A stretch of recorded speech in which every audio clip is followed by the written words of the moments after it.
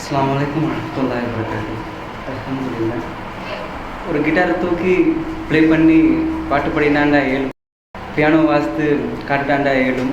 Because நான் ஒரு musician, நான் ஒரு கிட்டாரிஸ்ட்.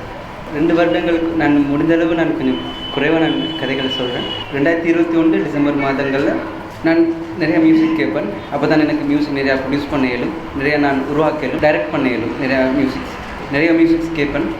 அப்போது நான் இந்த ப்ளேலிஸ்ட்டில் டக்குண்டு ஒரு சூஃபி மியூசிக் வந்து எனக்கு அட் ஆகிடுச்சு. அது வந்து கவாலின்னு சொல்லுவாங்க, பாகிஸ்தானி மியூசிக். இப்போ அந்த மியூசிக் வந்து எனக்கு ரொம்ப பியூராக இருந்துச்சு, சரளமான ஒரு மியூசிக்காக தான் இருந்துச்சு. அது எனக்கு ரொம்ப விருப்பமாக இருந்துச்சு. அப்புறம் அதுக்கு நான் ஃபாலோ பண்ணேன், சூஃபி மியூசிக் ஃபாலோ பண்ணேன். நிறைய மியூசிக்ஸ் நான் உருவாக்கி கொண்டேன். நாகூரணிப்பாட பாடல்கள் கேட்டேன். எங்களோட பாப்பா நாகூரணிப்பாட ஃபேன். நிறைய பாடல்கள் கேட்பாங்க. என்னென்னு தெரியல, இஸ்லாமிய மார்க்கத்தில் எது ஹராமாக்கப்பட்டு விளக்கப்பட்டு வச்சுருக்கோ அல்லாஹ் அதன் மூலமாக தான் எனக்கு அல்லாஹ் மார்க்கத்தை எனக்கு விளங்கப்படுத்தினாங்க. அல்ஹம்துலில்லாஹ்.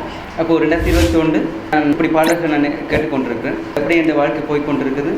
பாடல்களில் முகமது நபி ஸல்லல்லாஹு அலைஹி வஸல்லம் அவர்களுடைய வாழ்க்கை வரலாறுகளையும் கொஞ்சம் நாகூரணி பாடல்களை நான் கேட்க வலிக்கிறது. யார் அவர் என்று சொல்லி எனக்குள்ள மனதில் ஒரு கேள்வி ஒன்று எழும்புது. அவருடைய ஹிஸ்ட்ரியை போய் படிக்கிறேன். ஒவ்வொரு நாளும் அழுகிறேன். அவரை குறித்து அழுது கொண்டிருக்கிறேன். ஹிஸ்ட்ரியை வாசிப்பன், அழுவன். சஹாபாக்களுடைய வரலாறுகளை வாசிப்பன், அழுவன். இப்படியே தான். பிறகு அவரை என்னுடைய லைஃப்பில் கொஞ்சமாக நான் ஃபாலோ பண்ண வலிக்கிட்டேன். 2021 இதெல்லாம் போய் கொண்டிருக்கும்போது டிசம்பர் மாதம் முடிய 2022 ஸ்டார்ட் ஆகுது. அல்ஹம்துலில்லாஹ். அந்த நேரங்களில் நான் தொழ வலிக்கிறேன். என்னுடைய அறைக்கு வந்து கதவுக்கு வந்து தாப்பால் போட இயலாது. கொஞ்சம் இப்படி தள்ளினாலும் உள்ளே வந்துடலாம். டாக்கும் அம்மைக்கும் சிறாமையான பயம், அன்பு, நிறைய அன்பு. அவங்களோட கட்டுப்பாட்டுக்குள்ளே தான் நான் வளர்ந்தேன். என்னோட கிறிஸ்தவ மதத்தை சார்ந்தவன் பிறப்பில். அப்படி தட்டினாலும் டக்குன்னு திறந்துடும். அப்போது நான் கொஞ்சமாக தொழுக வலிக்கிறேன். அந்த நேரங்களில் ப்ளூடூத் அந்த நேரத்தில் நான் இருக்கல எனக்கு. அப்போ நான் ஹெட்செட் வயர் ஹெட்செட்டை டிஷர்ட்குள்ளால் போட்டு ஃபோனில் கிளிக் பண்ணிவிட்டு காதில் போட்டுட்டு தான் தொழுவுறது. ஏட்டா அல்லாஹ் அக்பர்னு பிறகு ருக்குக்கு போகிறது இப்போ எனக்கு தெரியும். ஆனால் அந்த நேரத்தில் ஒன்று ஓதுவாங்க, அதுக்கு பிறகு ருக்குக்கு போகணும், அதுக்கு பிறகு மேலே வரும், அதுக்கு ஒரு சஜ்தா போகணும். அப்படின்னு நிறைய விடயங்கள் எந்த மைண்டுக்குள்ளே இருந்தது. காதுக்குள்ளே ஹெட்செட்டை போட்டுக்கொண்டு நான் தொழுகிறது. இப்படி தொழுது கொண்டு இருப்பேன். நாங்கள் இருந்தது ஒரு காட்டு பகுதி வவுனியாவில். இருந்தாலும் ஒரு முயல் ஓடுற சத்தம் கேட்டாலும், ஒரு நாய் டக்குன்னு ஓடுற சத்தம் கேட்டாலும், பாப்பா டிடாவார சத்தம் கேட்குமோ அப்படின்னு சொல்லி டக்குன்னு நான் எல்லாத்தையும் சுருட்டிலாம் போட்டு டக்குன்னு போயிட்டு பெட்டில் போயிட்டு தூங்கிக் கொள்வது. இப்படி கள்ளத்தனமாக என்னுடைய இஸ்லாமிய வாழ்க்கையை நான் கொண்டு போய் கொண்டிருந்தேன். மீசையை கத்தரித்து கொள்வது. அப்போ கொஞ்சம் குறுந்தாடிகள் வந்துட்டு இருந்தது. அந்த நேரத்தில் நான் மீசையை கொஞ்சம் கத்தரித்து கொண்டது. பாப்பாவுக்கு கொஞ்சம் சந்தேகமாக இருந்தது. விடிய காலமே எழுப்பிடுறது. நான் விடிய காலமே எழுப்பிடுறேன். பழமே 9 மணி வரைக்கும் தூங்குவானே, விடிய காலமே எழுப்பிட்டு என்ன செஞ்சிட்ருக்கான்னு தொழுகிறது, அழுகிறது, இதே தான். அதுக்கப்புறம் தான் நான் ஒரு குரூப் ஒன்றில் சேர்ந்தேன், வாட்ஸ்அப் குரூப் ஒன்றில். அது வந்து இந்தியன் குரூப் ஒன்று. என்னுடைய இஸ்லாமிய பயணத்துக்கு வந்து இன்ஸ்டாகிராம் வந்து மிகப்பெரிய ஒரு வலைத்தளம், நல்ல ஒரு எனக்கு ஒரு சப்போர்ட்டாக இருந்தது. ஏன்னா இந்த இன்ஸ்டாகிராமில் நான் ஃபாலோ பண்ணது எல்லாமே முஸ்லீம்ஸ் இஸ்லாத்தை பற்றி எப்படி சொல்கிறாங்க அதுகள் பற்றி நிறைய ஃபாலோ பண்ணி வச்சுருந்தேன். அப்படி தான் எனக்கு ஒரு வாட்ஸ்அப் குரூப் ஒன்று கிடைச்சது. நான் வாட்ஸ்அப் குரூப்புக்கு போனேன். கேள்வி பதில்கள் அவங்க தந்தாங்க. குர்ஆனும் ஹதீஸையும் கொண்டு அவங்க கேள்வி பதில்கள் என்கிட்ட கேட்டாங்க. அப்போது அந்த கேள்வி பதில்களுக்கு நான் பதில்கள் சொல்லி நிறைய இஸ்லாத்தை பற்றி நிறைய தெரிஞ்சு இப்படி தான் போய்கொண்டிருந்தது வாழ்க்கை. அதுக்கு பிறகு இந்த மேல் படிப்புக்காக, இசை இதிலேயே நான் மேல் படிப்பு படிக்கிறதுக்காக கண்டி அந்த காலேஜில் நேம் நான் சொல்ல விரும்பலைங்க, மறைமுகமாக இருக்கட்டும். அப்போது நான் அந்த காலேஜுக்கு போகிறேன். அப்போது நான் அது ரொம்ப பிரசித்தி பெற்ற காலேஜ். ஏன்னா ஸ்ரீலங்காவில் இருக்கிறதான மிகப்பெரிய ஆர்டிஸ்ட், உதாரணத்துக்கு இந்தியாவில் எடுக்க போனால் ஏஆர் ரஹ்மான், அப்படி குறிப்பிட்ட கொஞ்சம் பெரிய மியூசிஷியன்ஸ் போயிட்டு டீச் பண்ணுறதோ அப்படியான பெரிய ஆர்டிஸ்ட் வந்து படித்த ஒரு காலேஜ் தான் கேண்டியில் இருக்கிற அந்த காலேஜ் வந்து. அப்போ நான் அந்த காலேஜுக்கு எனக்கு அப்பாயின்மெண்ட் கிடைச்சது. நான் போய்ட்டு செலக்ட் ஆனேன். 2 இயர்ஸ் படிக்கிறதுக்கான வாய்ப்பு கிடைச்சிது. அங்கே போய்ட்டு அங்கே இருக்கிறது எல்லாமே புத்திஸ்ட் தான். அங்கே போன பிறகு என்னுடைய பேண்டும் சரி, என்னுடைய மியூசிக் நாலேஜும் சரி இன்னும் எனக்கு வளர வலிக்கிட்டது. இஸ்லாத்தையும் நான் தொடர்ந்து போய்கொண்டே தான் இருந்தேன். எனக்கு விருப்பம் இல்லை, மியூசிக்கை கொண்டு போகிற எனக்கு விருப்பம் இல்லை. இருந்தாலும் என்ன பண்ணேன், எனக்கு வாரது அது தான், எனக்கு வந்தது அது தான். ஏன்னா சின்ன காலத்துலேருந்தே எனக்கு அந்த மியூசிக்கில் அவ்வளோ ஒரு இன்ட்ரெஸ்ட். ஏன்னா இந்த டிடா அப்படி, இந்த மம்மியும் அப்படி தான், அவங்க நிறையா சிங் பண்ணுவாங்க. டிடாவும் அப்படி தான் நிறையா சிங் பண்ணுவாங்க. அப்போ அப்படி நான் மியூசிக்லேயே தான் வாழ்ந்து கொண்டு இப்படி வந்து கொண்டிருந்தேன். இந்த கதை அப்படி இருக்குது. நான் மறுபடியும் ஒரு வவுனியாவுக்கு போகிறேன். வவுனியாவில் நடந்த ஒரு சின்ன ஒரு கதை நான் சொல்ல மறந்துட்டு. இப்போ இப்படி நான் படித்து கொண்டு இருக்கும்போது தான் நான் வவுனியா மஸ்ஜித் ஒன்றுக்கு போனேன். வவுனியா பெரிய மஸ்ஜித்துக்கு போனேன். இப்போ அந்த நேரத்தில் நான் போயிட்டு தைரியமாக போயிட்டு எனக்கு இஸ்லாம் படிச்சுக்கணும். சகோதரர் சொன்ன மாதிரி தான், நான் இஸ்லாம் படிக்கணும், எனக்கு கொஞ்சம் கற்றுத்தாங்க. ஸல்லல்லாஹு அலைஹி வஸல்லம் அவர்கள் மேலே தீராத காதல் எனக்கு இருக்குது. அந்த காதலை நான் ஏன் எனக்கு அவர் மேலே இவ்வளோ காதல் வந்திருக்கு, அல்லாஹ்வுடைய மார்க்கத்தை நான் கற்றுக்கொள்ளணும், எனக்கு தொழுக ஆசையாக இருக்குது, எனக்கு கற்றுத்தாங்கன்னு சொல்லி நான் அங்கே இருக்கிற பெரியவங்கள்ட்ட போய்ட்டு நான் கேட்குறேன். அப்போ அந்த நேரத்தில் அந்த நேரத்தில் நான் இந்த மியூசிஷியனாக இந்த கெட்டப் வந்து கொஞ்சம் வித்தியாசமாக இருப்பேன். கேர்ள் ஹேர், அப்போது சம்திங் கொஞ்சம் டிஃப்ரெண்ட்டாக இருப்பேன், ஒரு மியூசிஷியன் மாதிரியே இருப்பேன். அங்கே போயிட்டு அவங்க பார்த்த பிறகு என்ன சந்தேகப்பட்டு வீடியோ கால் எடுத்து நீ எங்கே இருக்கிறேன்னு சொல்லி கேட்டாங்க. நான் சொன்னேன் இப்படி தான் தோணிட்டு இடத்துல இருக்கிறேன், என்ன இடத்துல இருக்குன்னு. சரி ஓகே, அங்கே எனக்கு நண்பன் ஒருத்தன் இருக்கேன், நான் யாருன்னு பார்ப்போம்னு சொல்லி வீடியோ கால் எடுத்து போலீஸ்க்கெல்லாம் இன்ஃபார்ம் பண்ணி இப்படிலாம் கொஞ்சம் நிறைய பிரச்சனை போட்டாங்க. எனக்கு ரொம்ப பயம் பிடிச்சிட்டு கையெல்லாம் நடுங்க வலிக்கிட்டு லோகர் டைமு இப்போ நாங்கள் தொழுக போகிற டைம், நாங்கள் தொழுதுட்டு வந்து அப்பயும் நீ இருக்கிறேன்டா அதுக்கு பிறகு நாங்கள் கதைப்போம் பார்ப்போம்னு சொல்லி அதுதான் டைம்னு சொல்லி அவங்க லோகர் தொழுக போன பிறகு நான் டக்குண்டு பாஞ்சு வெளியே வந்து வீட்டுக்கே வந்துட்டேன். வீட்டுக்கு வந்து நல்லா அழுதுட்டு அல்லாஹ்ட்ட முறையிட்டு மன்றாடி கேட்டேன். அதுக்கு பிறகு நான் பள்ளி பக்கமே போகிறதில்லை, முஸ்லீம்ஸை பார்த்தாலே பயமாக்கிட்டு எனக்கு.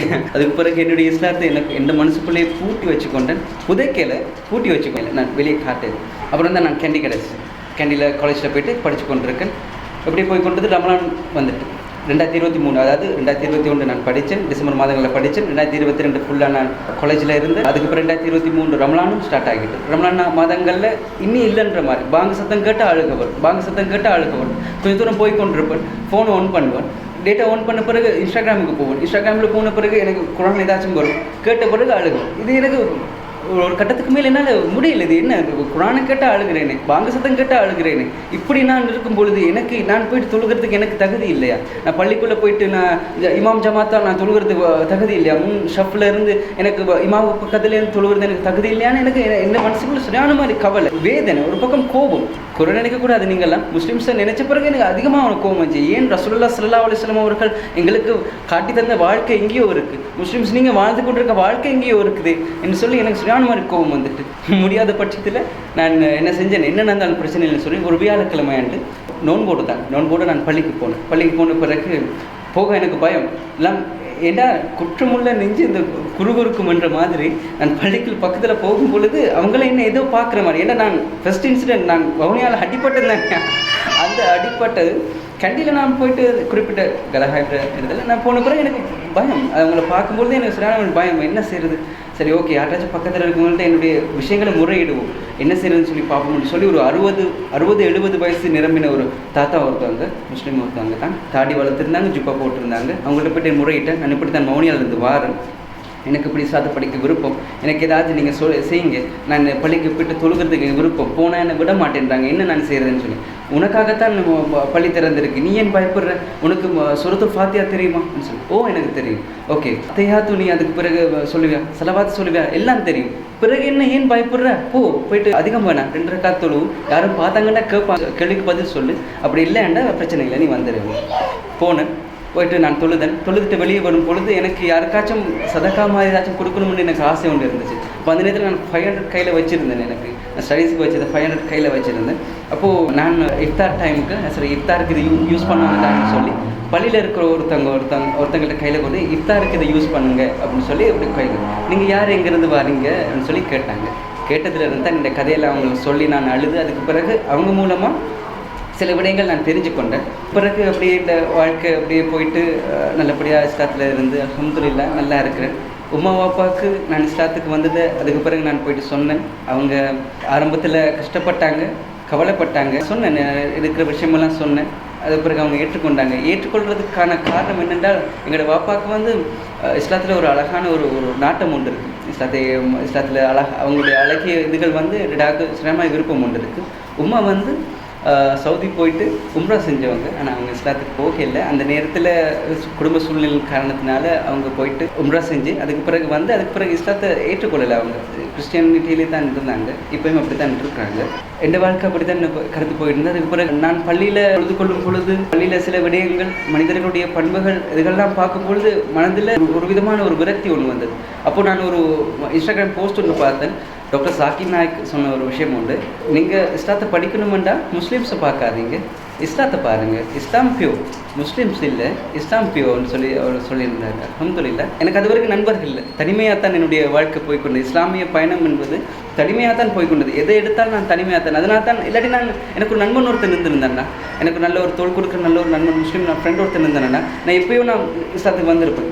எனக்கு இஸ்லாத்துக்கு போகிறது ஸ்டாண்ட் மாதிரி ஈஸியாக இருந்திருக்கு. எனக்கு யாரும் இல்லையே, தனிமையாக தான் நான் போய்கொண்டிருக்கேன். என்ன கெட்ட பேர் வித்தியாசமாக இருக்குது. அந்த நேரத்தில் கொஞ்சம் கேலையாக, அப்புறம் வந்து ஒரு வித்தியாசமாக ஒரு சம்திங் ஒரு ஜிப்சி ஸ்டைலில் அப்படி இருந்தேன் நான். ஏன்னா மியூசிஷியன்ஸ் தெரிந்தானே, அந்த ஒரு ஸ்டைலில் தான் இருந்தேன். அதுக்கு பிறகு தான் எனக்கு ஒரு நண்பர் ஒருத்தர் கிடைச்சார் கலஹாயில், குறிப்பிட்ட பெயர் கொண்ட ஒரு மனிதர். அவருக்கு 50 வயசு. அவர் 50 வயசு. துன்யாண்ட வாழ்க்கையை கொஞ்சம் கொஞ்சமாக துறந்துட்டு அக்கீராவுக்காக தன்னுடைய வாழ்க்கையை மாற்றிக்கொண்டு வருகிற ஒரு நண்பர் ஒருத்தர். 50 வயசு நிரம்பி நண்பர். கண்டிப்பாக இந்த இடத்தில் நான் அவரை நினைவு கூறணும். நிறைய விடயங்கள் கற்றுத்தந்தாங்க. இஸ்லாம்டா இது தான், ரசூலுல்லாஹி ஸல்லல்லாஹு அலைஹி வஸல்லம் அவர்கள் வாழ்ந்து தந்த வாழ்க்கை இது தான் என்று சொல்லி நிறைய விடயங்கள் கற்றுத்தந்தாங்க. அதுக்கு பிறகு தான் நான் ஏற்கனவே வாட்ஸ்அப் இதில் நான் கேள்வி பதில் இந்தியா சேனலில் தொடர்பு கொண்டிருந்தானே, அவங்கள்ட்ட தான் நான் கேட்டேன், எனக்கு ஒரு குரான் ஒன்று வேணும், எனக்கு தமிழ் குரான் ஒன்று வேணும். ஃபோனில் தான் படிக்கிறது, ஃபோனில் தான் எல்லாம் செஞ்சு கொண்டிருக்கேன், எனக்கு தமிழ் குரான் ஒன்று வேணும் என்று சொல்லி நான் அவங்கள்ட்ட கேட்க, மௌலவி ஹபீப் ரஹ்மான் அவர்களுடைய நம்பர் கிடைச்சி அவங்களுக்கு நான் மெசேஜ் பண்ணேன். அப்போ தான் மதிப்பிற்குரிய அன்புக்குரிய சகோதரர் அப்துல் ராசிக் அவர்களுடைய நம்பரை எனக்கு தந்தாங்க. அதுக்கு பிறகு தான் நான் என்னுடைய நண்பர் அவர்கிட்ட நான் கேட்ட பிறகு அவங்க சொன்னாங்க உங்களுடைய ஹிஸ்ட்ரி. ஒரு நேரத்தில் ஸ்ரீலங்காவில் முஸ்லீம்ஸ்க்கு அப்துல் ராசிக்கண்டா தெரியாதவங்க யாரும் இல்லைன்னு சொல்லுற மாதிரி அவர் நிறைய ஹிஸ்ட்ரி சொன்னார் உங்களை பற்றி.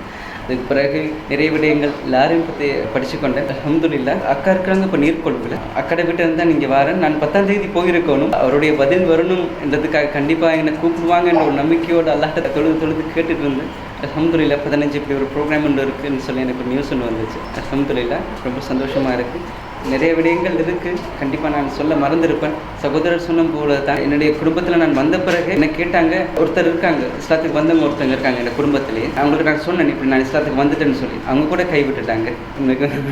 அவங்க கூட பெருசாக என்ன மெயின் பண்ணல, அவங்க என்கிட்ட கேட்ட கேள்வி, ஒருவேளை பொம்பளைக்காக வந்துட்டானோ என்று கேட்டாங்க, ஒருவேளை யாரும் லவ் பண்ணுறானோ என்ற மாதிரி என்கிட்ட கேட்டாங்க. அப்படி எல்லாம் கேட்டு என்னை கிண்டல் பண்ணாங்க. இப்படி நிறைய கதைகள் இருக்குது, எல்லா கதையும் சொல்லியிருக்கேன்னு நினைக்கிறேன். அல்ஹம்துலில்லாஹ். இந்த இடத்துல நான் பகிர்ந்து கொள்ளாட்டி வேறு எங்கே நான் பகிர்ந்து கொள்ள போகிறேன். இது என்னுடைய, நான் நிறையா ஸ்டேஜ் ஏறி இருக்கேன். நிறையா மியூசிக்கு நான் ஏறாத ஸ்டேஜ் இல்லை. உதாரணத்துக்கு இந்தியாவில் ரஹ்மான் சாருக்கு பேக்கிங் பண்ணுற ஒரு பாப்புலர் ஆர்டிஸ்ட்டுன்னா அதே போல தான் நானும் இங்கே மிகப்பெரிய பாப்புலர் ஆர்டிஸ்ட்டுக்கெல்லாம் நான் பேக்கிங் பண்ணியிருக்கேன். எனக்கு இப்போ டிசம்பர் மாதம் இப்படி மிகப்பெரிய ஒரு ஷோ ஒன்று வந்துச்சு, தட்டி கழிச்சிட்டேன். நான் அந்த ஷோ நான் ப்ளே பண்ணியிருந்தேன்னா இந்த இடத்துக்கு என்ன ஒரு பெரிய ஒரு ரெக்கார்டிங்க்கு போட்டிருப்பாங்க, பெரிய ஒரு ஆர்டிஸ்ட்டாக நானும் வெளியே வந்திருப்பேன். ஆனால் வேண்டாம், அல்லாஹ் மார்க்கத்துக்கு முடிஞ்சளவு எல்லாத்தையும் பிறந்து ரசூலுல்லாஹ் என்ன எங்களுக்கு கற்றுத்தந்தாங்க, அல்லாஹ்வுடைய மார்க்கம் எது, இதை வாழ்ந்து மறுமைக்காக வாழ்வோம் என்ற ஒரு விஷயத்தோடு இருக்கிறேன். அல்ஹம்துலில்லாஹ். அல்லாஹ் எல்லாத்தையும் இந்த மனசில் இருக்குதான் நிறைய விடயங்கள் இருக்குது. நான் இன்னும் இந்த வாழ்க்கைக்காக தேடி போய் கொண்டிருக்கேன், நல்ல தொழிலுக்காக தேடி போய் கொண்டிருக்கேன். இந்த கரியரை போய் நீ மாற்றணும். ஏன்னா நான் இப்போது 5-6 வருடமாக மியூசிக் ஃபீல்ட்லேயே இருந்து வந்தது. இப்போ என்னுடைய கரியரை அப்படியே ஃபுல்லாக சேஞ்ச் பண்ணுவோம். அப்போது இப்போ நிறைய விடயங்கள் இருக்குது. அதுக்காகவும் இன்ஷா அல்லாஹ் துவா செஞ்சு கொள்ளும். ரொம்ப நன்றி. ஜஸாக்குமுல்லாஹ் ஹைரா இந்த அழகிய வாய்ப்புக்காக. அஸ்ஸலாமு அலைக்கும் வரஹ்மத்துல்லாஹி வபரகாத்துஹு.